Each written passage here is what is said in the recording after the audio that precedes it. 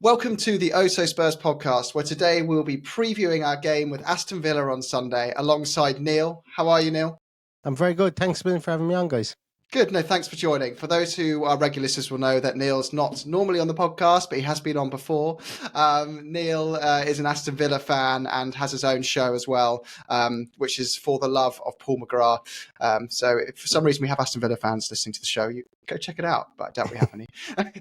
And from the regulars, we have Si. How are you, mate? Hello, mate. Yeah. All good. Good. We've got Stu. How are you? Fantastic, thanks. Good. And we have Deej. How are you, mate? Doing good.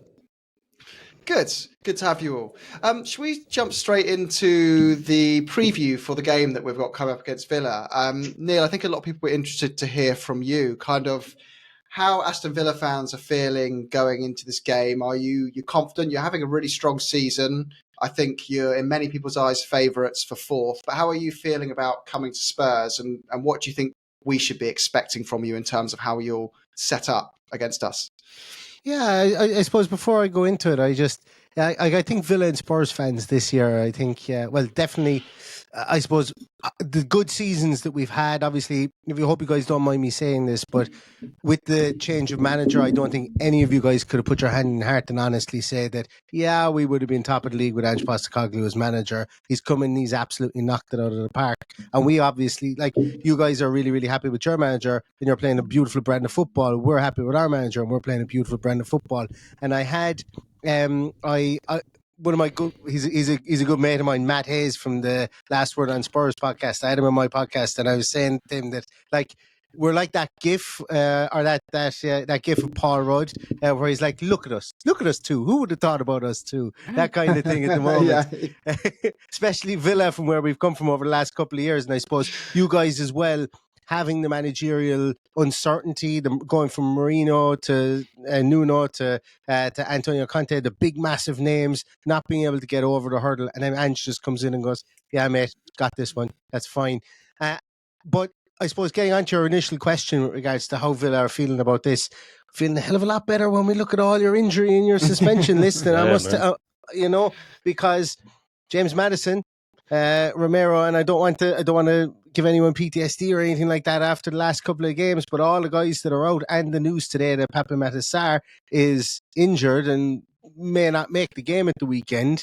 That midfield is looking a small bit lighter, and I will say if Spurs had their first choice backline, obviously had Maddison in there, and then had those two holding midfielders that have been playing so well in Basuma and CER, they're completely different animals. So what I'm getting at here is that I think Villa have to be slightly more confident, a lot more confident than we were previously, but we have to be looking at this and going, there is an element of surprise, but at the same time, with so many people out of the Spurs team, it has to be an opportunity for Aston Villa.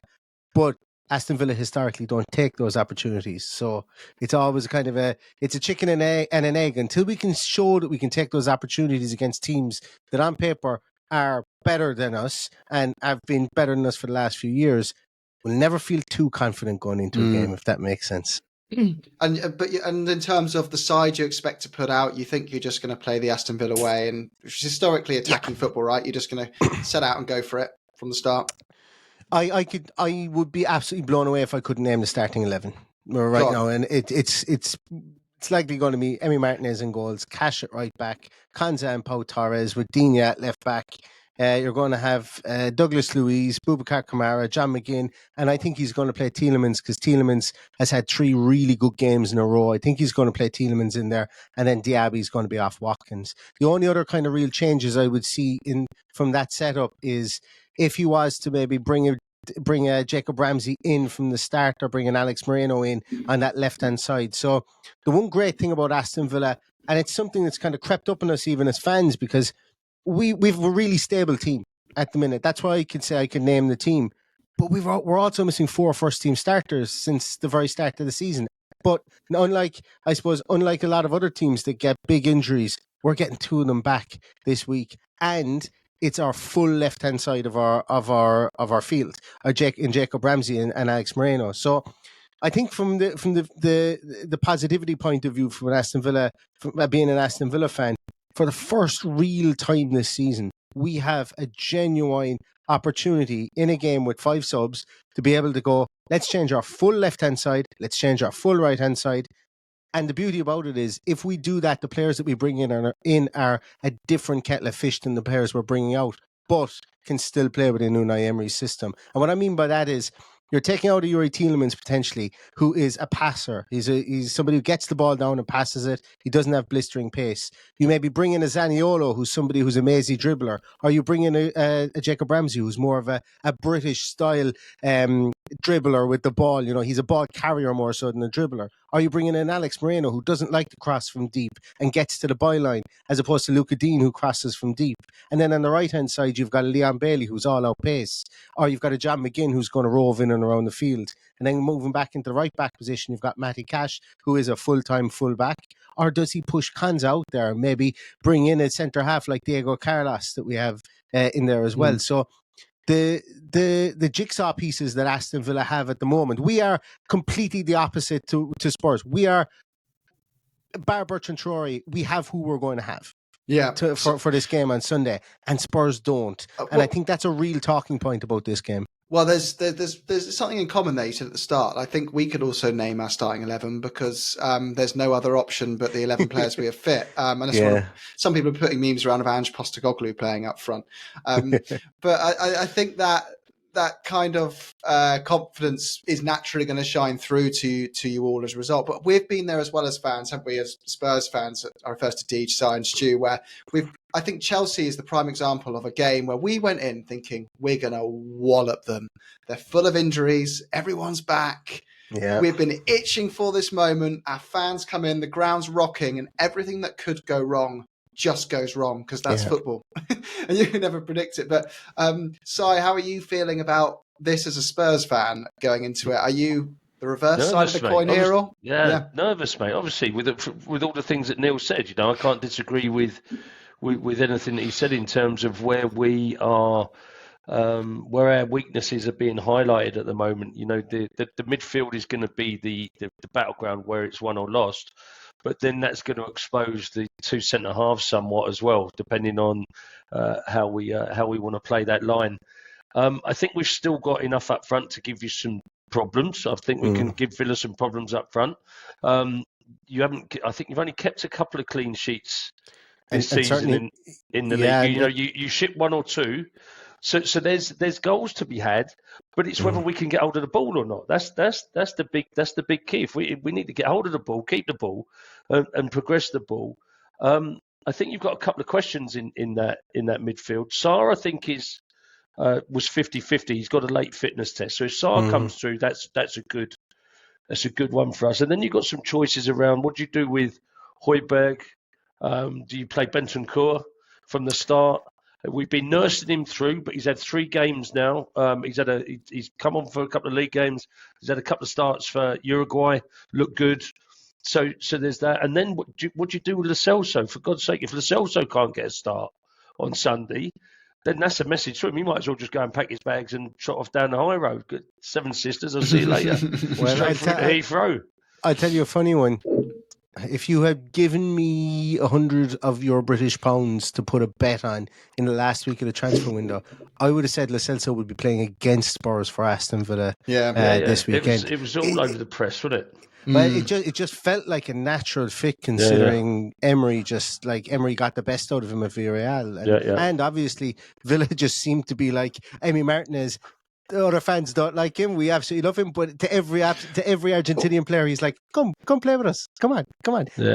None of them have taken up his offers so far, but he's pimping us out to every single Argentinian player he can find. Yeah. Well, Neil, if Unai Emery does listen to your podcast, tell him that he's available in a swap deal for Ollie Watkins. No problem. We'll take that. We'll take that any day. Just let us know. I'll have to sleep on that one. Yeah. Deej, what about you going into this fixture? Anything that Si or Neil haven't covered there that you're looking out for in this game? I am once again going to be watching our backline with great interest. I think it'll be a little bit better now that we have Udogie back. I mean, that can't understate that how important he is to our back four. Yeah. I think our midfield choice is going to be really interesting. I think it is going to end up being Højbjerg, Bentancur, and Lo Celso, mostly because there's one other option outside of those three, and I'm not. I mean, he could start, but would just having Skip start a match for us would bring me more flashbacks to Antonio Conte, and I'm not sure that I want those so soon after he's gone. Other than that, yeah, I think our front line is basically nailed on. I think it'll be interesting to see what kind of substitution pattern we use, given that we have so few Yeah. players. Will we get to see those youngsters that we keep banging on about in Tottenham circles? Will we see them get minutes? I'm assuming if the game is close, probably not. But if the game is out of hand one way or the other, I think it would be a good time to maybe give some of them some Premier League minutes. You'd imagine that Veliz is I can't not see him getting minutes at the weekend, considering that he's probably your only fit attacking player. Am I wrong in saying? Because I've been looking through it and I've gone, he probably is the only fit senior attacking player that you have on the bench. Him and I On think the Brian bench, Peel is yeah. back. On the bench, yeah. Brian Peel is Oh, I Brian think Hill. back on right now. Yeah. Brian Hill, yes. Brian Hill, yeah, Brian he's Hill. back. Yeah. But yeah, I think it's the them other end of two. the pitch. Oh, go on, sorry, Dij. I was gonna say it's just them two. We've got one potential senior player in the midfield, and then I don't even want to think about our back four at this point. Well, this is where I wanted to pass it to Stu, because I think his favourite player in our squad, and the one he told us should have been the goalkeeper we should be all over before we were, in Vicario, is probably going to be our most important player in that at the back of our team. What do you think, Stu? Yeah, I think the next two games, to be honest, he's going to be working overtime. Just keep us in it. I'm scared stiff. As DJ said, I'm super glad that Adoji's back, but Dyer and Davies, it's a worry. Let's be honest. Chances are going to be there. I mean, Ollie Watkins scares the living daylights out of me. Yeah. Against those two, he does, doesn't he? Yeah, exactly. I can just see him having them for lunch, breakfast, and dinner. Is there an argument for Emerson to be in at that left-sided centre back for his pace? To be honest, between Davies and Dyer, I would drop Dyer before I dropped Davies. So I would play Emerson at right centre back rather than left centre back. Okay. I don't know what the rest of you think, but that's the way I go. Because I just don't think Dyer's got the pace. He's got this turning speed of an oil tanker. Pint of milk. Yeah, I mean it's horrendous. I just hope that Ange doesn't make the same mistake. Doesn't make the same decision and choice that he made versus Wolves. I think he chose Højbjerg. He chose a defensive option. Let's put it that way, in midfield. And I hope he doesn't do that. I hope he doesn't go Højbjerg and Skip with Bentancur. Yeah. And I hope he does give GLC a chance, because I think we need to create forward momentum, and we've got to give Villa something to worry about when we've got the ball, rather than just letting them, swamp midfield and have a go at us. Well, I have some stats for us, guys. We all like some stats, right? Villa have... This is quite scary, actually, going to this. I didn't expect these results when I went into it, but the best XG, so the lowest number is the better on here. The lowest XG ratio in the league belongs to Aston Villa, meaning that they also have the second best XG in open play in the league, only behind Liverpool, closely followed by Manchester City. And in terms of goals against, I was hoping to see them very high up the charts in terms of being a team you expect to score against, but they actually have the fourth best rating there. So it's looking like this game is going to be one where I think Ange, but looking also at the style in which you play, Tottenham also top some charts as well here, right? We have the best PPDA in the league against opposition by keeping our opposition's PPDA low. What that means is, if you play against Spurs, you string less passes together than you do against any other team because of our super aggressive press, and us and Liverpool are miles ahead of everyone else in this. So this gives me a question for you, Neil. Is your back line a back four where you would say they're good ball players, they're going to be able to pass their way out of a press, or do you think Spurs are going to be able to cause you problems pushing up high at the pitch and forcing them to make difficult passes? Well, that's one of the things. That's one of the plus points I think Villa have in this game, specifically because if you go back and if you look at, well, I don't know why you would, but if you want to, if you're stuck this evening, go and find highlights of Aston Villa versus Brighton. And I'm not saying it because we beat Brighton 6-1. And before anybody starts laughing at the screen, I don't expect us to beat Spurs 6-1. Nobody does. I haven't started drinking early on a Friday evening. Don't worry. But what I mean by that is the aggressive press that Brighton have as well, specifically from the front. What Villa did was Villa just went over. Like through Pau Torres. Pau Torres just went and hooked on the bazooka on his left foot. He's been really good in the passing play. He's been absolutely superb actually for us in the passing game since he's come in.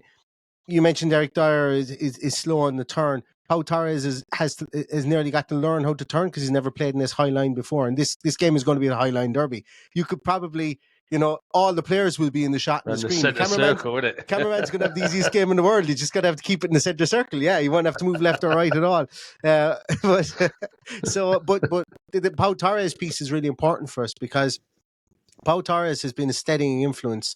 It was very much highlighted how Brighton play the game. They put their studs in the ball, they draw players forward, and then they pass it through the middle of midfield.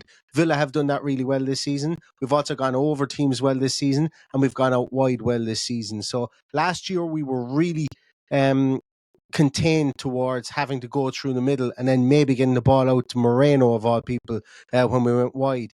That was when we had an Emi Buendia type sniping in and around there, trying to make space in that area behind the sixes and in front of the centre halves. So we really kind of exploited that area last year. And it's the beauty about having an Unai Emery type manager is this year what we do is I'm almost convinced that Aston Villa have scripted exactly where they want to attack for the first 15 minutes and that they attack 3 different areas in the first 15 minutes. They say, right, we want to be ball dominant and we want to give 3 minutes of attack here or 5 minutes of attack here, should I say, sorry, in this area. Then we want to give 5 minutes of attack in this area and 5 minutes of attack in this area. And we'll see which area we're going to get the best look out of. And then what we're going to do is we're going to keep that in our back pocket to see if we need to go there again in the future. Right.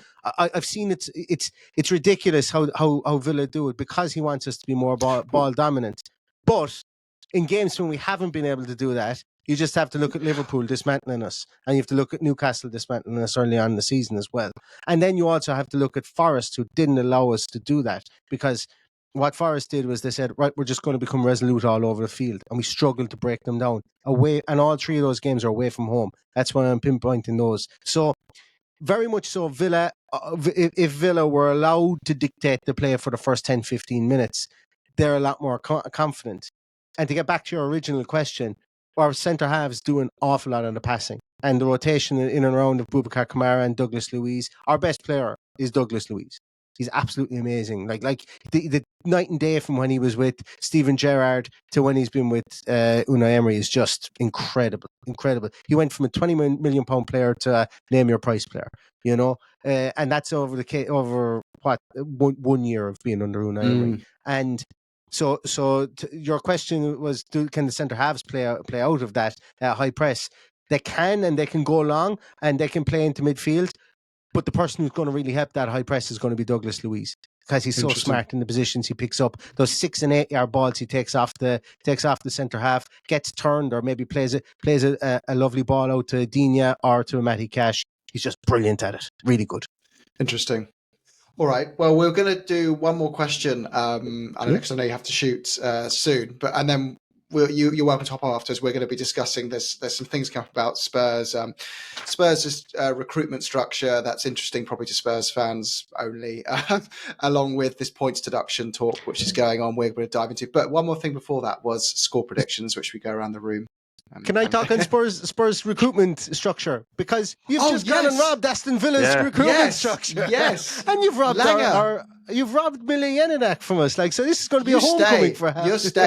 Should we go into that, or do you want to score predictions at the end? I think we should do that. Let's go into this recruitment structure. So rather than us speculating on what it could look like, you've had some really successful transfers lately, and I'm assuming some of these names as a combination. It sounded like Langer on his own wasn't a massive thing, a loss overall, but the combination of both those names you mentioned, what's your thoughts? Yeah. So put it this way, Aston Villa fans didn't know what to make of Johan Langer. So it was a case of when a good signing came in, it was, yes, Johan Langer, you've done it. Johan has pulled it out of the bag. And then when there was a bad signing, it was like, oh, Johan Langer is like, does he know what he's doing? What it is, I suppose, Johan Langer is a structure developer. So he developed the structure around what our recruitment team was. He made us very data driven. He brought in Frederick Leith, who you guys have also stolen from us, callously stolen from us. I always thought he would go anyway because he was Langer's man when he was brought in. But the one I didn't think would go, I didn't think Rob McKenzie would go back to you guys, because Rob McKenzie, I suppose, but the writing was on the wall. I should have seen it coming, because he was kind of a joint head of scouting for Aston Villa, as Emery brought in his own man, Benoist, I think his name is. And then obviously when Monchi came in, Langer was, well, he wasn't demoted, but he was kind of given a sideways shuffle, and it wasn't in the transfer department. He was kind of given I can't remember what his exact role was, but Monchi was always going to be the guy that was going to be pulling the strings from the wheeling and dealing side of things. So we're sad to see all three of those guys go, because they've built the structure around Aston Villa. They've built the data-driven model that Villa use. Then obviously marrying it with somebody like Rob McKenzie, who's just got an absolutely super background in scouting players. Like he's responsible for the N'Golo Kantes of this world, the Mahrez of this world. But Villa went a different direction. They've handed the keys to Unai Emery. And he's brought in Monchi, who he knows really well. And he's brought in the guys who he knows, Vidani, he's brought in two other people whose names escape me as well. And I suppose the writing was on the wall that you couldn't have two parallel recruitment structures working at the same line. So when it was announced that the guys were moving on to pastures new, I was like, I kind of went, didn't really want to lose them because they were good guys, but too many cooks. I think it would have been a case like that. They got my full blessing. I think they're a really good partnership. They're a really good package to get together.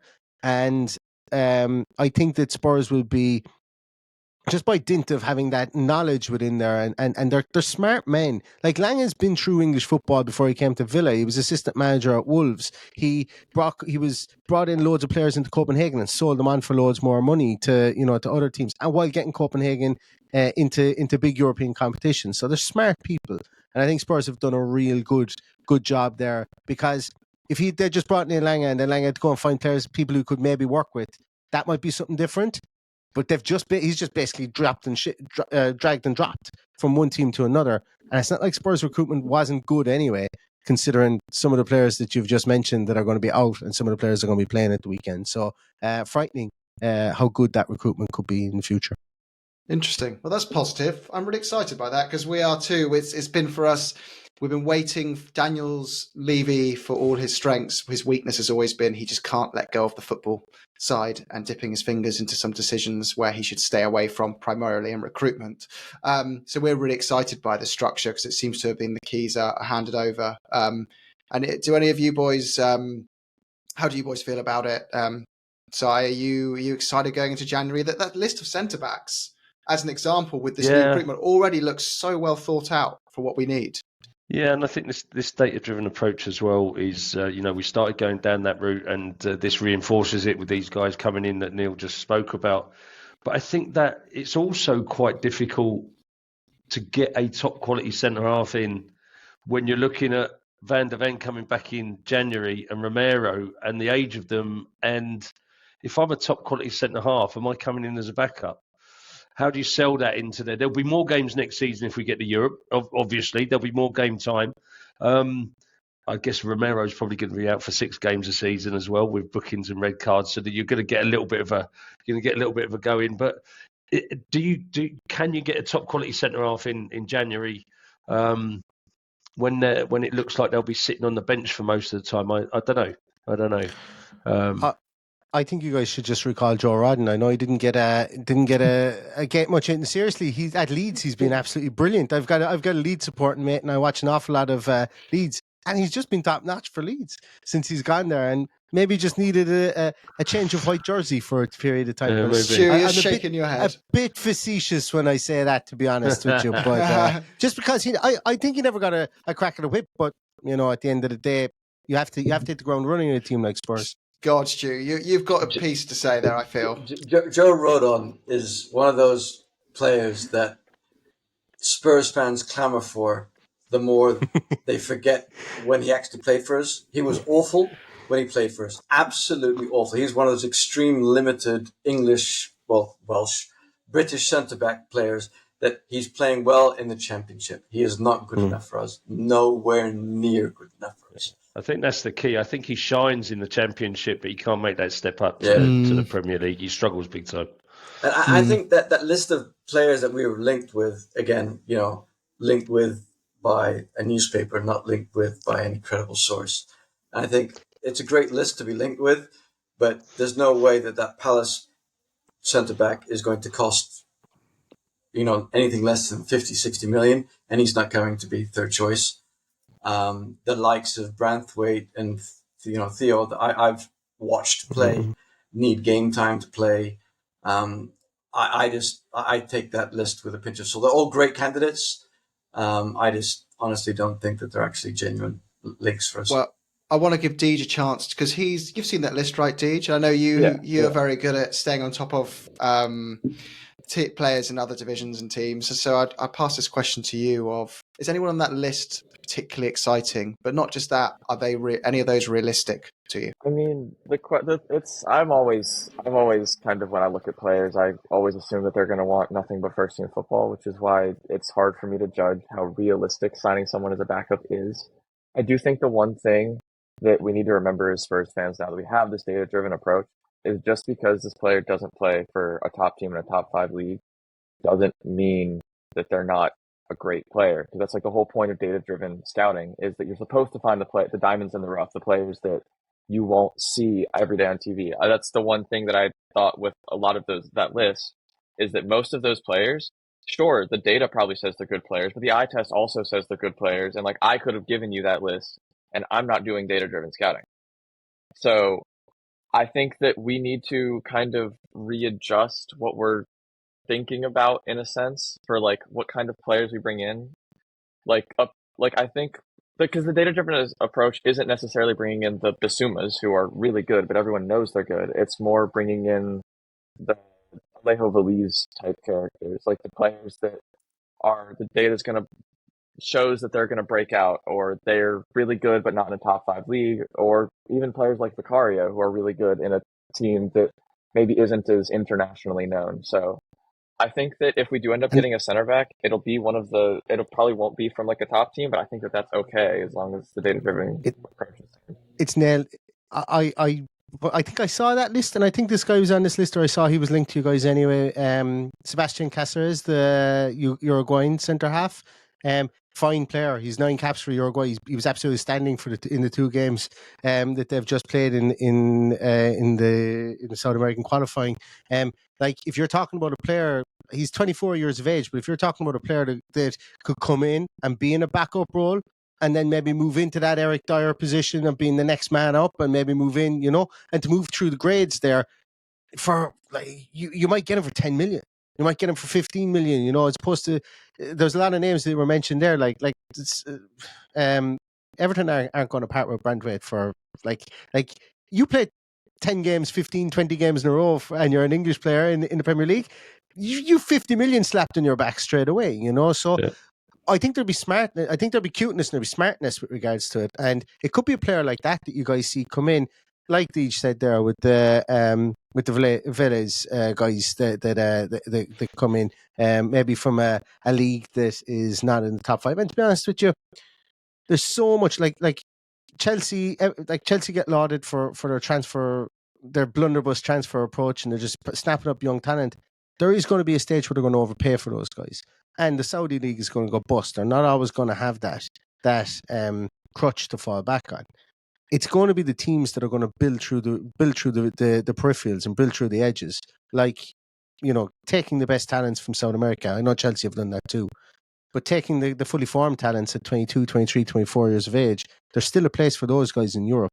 And somebody like Cáceres could be that guy. Interesting. That's good feedback, actually. Like that. Was there any other comments anyone wants to add before we jump into the predictions for the game on score predictions for the game on Sunday and wrap up? No. We can talk about the controversy of our points deduction. That we're totally going to get deducted points because we signed Jermaine Defoe with an agent who wasn't registered in 2008, was it? See you in the Vanarama League, guys. See you in the Vanarama League. Yeah. It's when we sold him to Portsmouth, wasn't it? Yeah. It just stinks of... Like, I kind of feel, though, in some of these things, you've got to take your medicine. If you're proven guilty and you broke a rule, I think as long as the punishment represents the crime fairly, it doesn't seem that serious. But you got to, if it was happening to Chelsea, we'd be going slap them with 30 points. We know that'd be really harsh. But it does feel though that this. I don't know, Neil, if you think we're being biased to Spurs, but this feels like City and Chelsea have been caught out. And they're about to face the music now. Now Everton's punishment's been dished out. So the punishment is coming around the corner. They know it. So there's a bit of kind of Spurs are leading this whole we need to clamp down on FFP movement. Levy is the big ambassador of that because he's built a whole structure around being the most efficient club if FFP ever comes into play. So they're going, watch the can of worms you're about to open if you effing dare come for us and keep coming for us. It's kind of like, imagine if you have 5 or 6 these cases with other clubs, they're going to go, actually, should we just park it and start fresh from tomorrow? I don't know. What do you, anyone else feel different? I think there has to be a statute of limitations and stuff on a transfer like that. Like Jermaine, like we're talking, how many years ago was that? 8 years ago? 15. 15 years ago.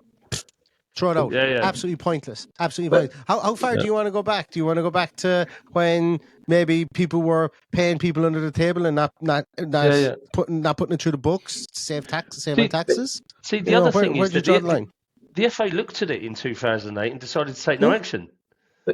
And they said they'll look at it if there's new evidence comes to light. And then you hear the guy, I can't remember what journalist it is, he's in the Times, isn't he? He was interviewed on Talk Sport, and it's just a load of bollocks. It's all hot air. He's got nothing concrete. It's just it's all just a load of bollocks.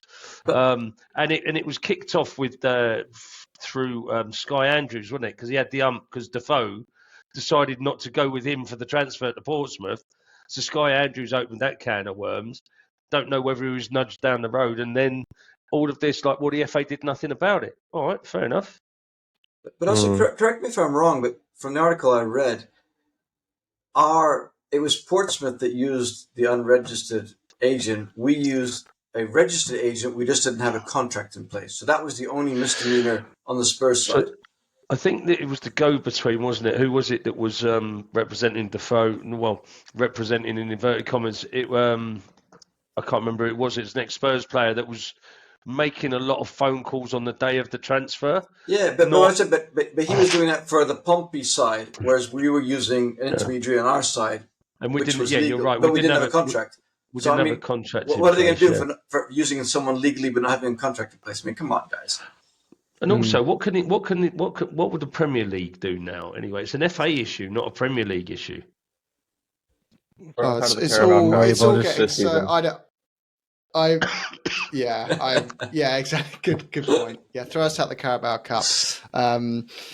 But look, we better wrap up some score predictions, guys, and then end the show because we're getting near to time. But I'll start with you, Si. Go on. What are you feeling for the game on Sunday? Nervous, mate. Nervous. I'm never going to predict a loss on here, but it was the first time that I was writing down in my notes that it could be a 2-1 loss to us. I'm going to go. I think there'll be goals. I think I'm going to go 2-2, and if we get a draw out of the weekend, I think I'll be a fairly happy Spurs supporter if we get a 2-2 draw out of the weekend. Stu, how do you feel? Yeah, I'm the same. I'll never predict us losing. But since the last 3 games, our actual shots on target, chances created, etc., have been poor. So I don't think we're going to score 2. And I know Villa's going to score at least 1. So I'm going to go for a 1-1 draw. Deej?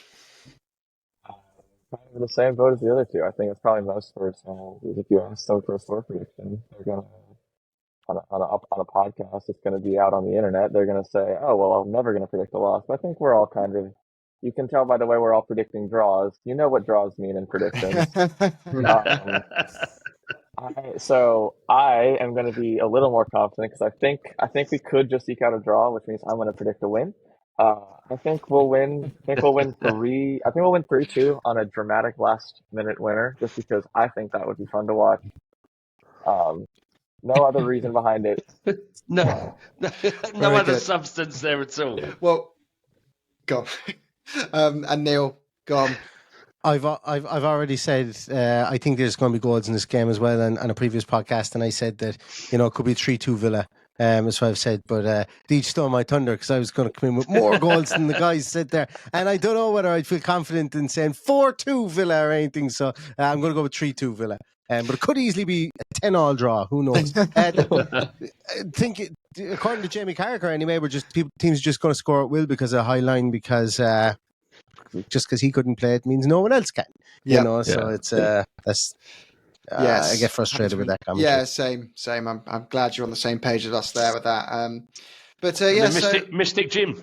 Yeah. Well, everything tells me like on paper it should be a 3-1 win to Villa, but I'm going to have faith in Ange Postecoglou and his experience. That he'll be the reason that we come out of this somehow, probably unjustly, with a dramatic last-minute winner to win 2-1. Even though everything should say Villa should have won that game, and they'll walk out the stadium absolutely fuming, knowing they should have, and Neil will refuse to come on the post-podcast as a result.